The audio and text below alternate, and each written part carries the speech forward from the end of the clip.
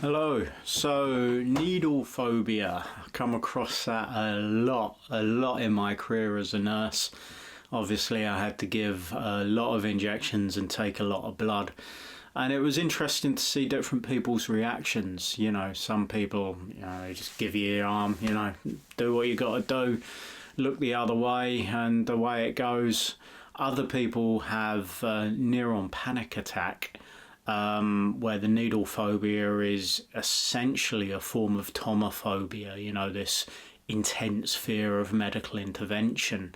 And I find that preparation was key with these people. You just need to talk to them, relax them, get them in a state where they're thinking of something else before carrying on with the procedure.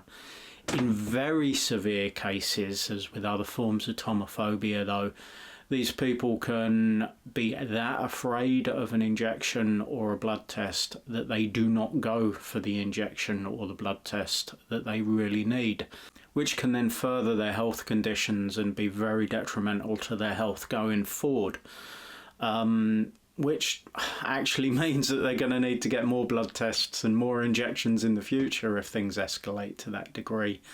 Very often, a true needle phobia will come from something in their childhood, either a very traumatic event that they've experienced personally. They might not remember what it is, but it might have been one of their early vaccinations or an early hospital visit where they had a traumatic event, and that's left an emotional scar that is triggering this ultra-phobic response every time they're confronted with the need to have an injection or a blood test, a needle of some sort.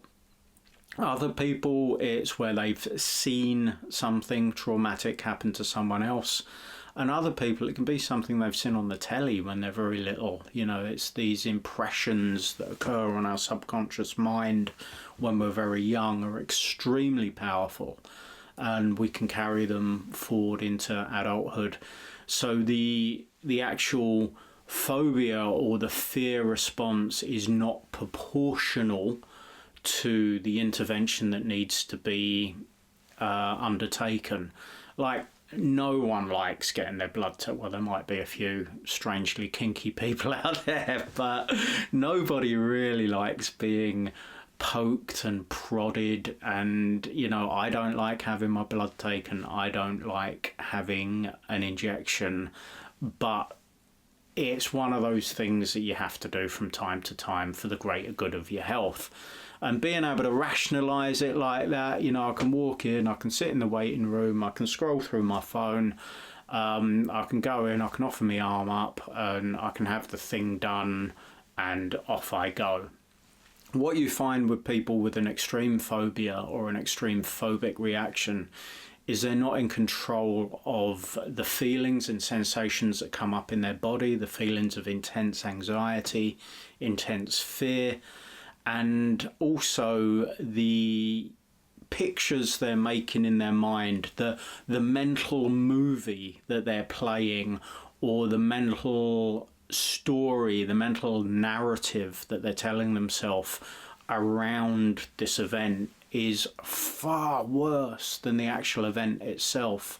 This is true with many medical procedures, dental work, minor operations, things like that, minor medical interventions that people put off because the mental movie, the story they tell themselves about that far outweighs the actual physical experience that comes with that procedure.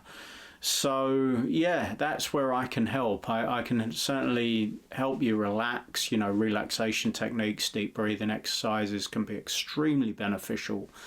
But on the phobic side of things, you can live without phobias. You can get over phobias. You can unpick the trauma that is associated with that. I call it an emotional bubble. So when we get a trauma at a young age, forms an emotional bubble that's inside of us, And in therapy, we can go in, we can discover what that bubble is for you. We can pop that bubble, we can release those feelings, and then you can move forward without the phobia. So it is completely curable. It's completely helpable. Is helpable even a word? I don't know. It is now. But, you know, we can deal with it on a symptomatic level. We can deal with it on an emotional level. And we can deal with it on a psychological level, so that you can be completely free of that phobia. Have a great day.